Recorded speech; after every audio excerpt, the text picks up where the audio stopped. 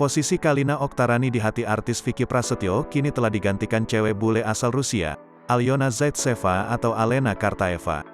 Secara terang-terangan, Alyona malah sudah siap menjadi istri Vicky Prasetyo meski berjuluk gladiator cinta.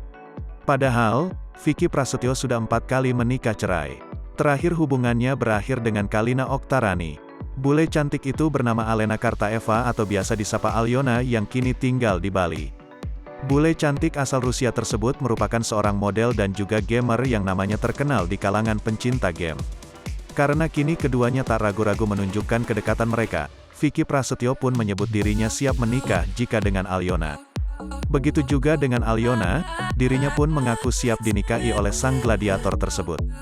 Tetapi dirinya cukup beruntung, karena Vicky Prasetyo mau membantu dirinya selama ia tinggal di Bekasi.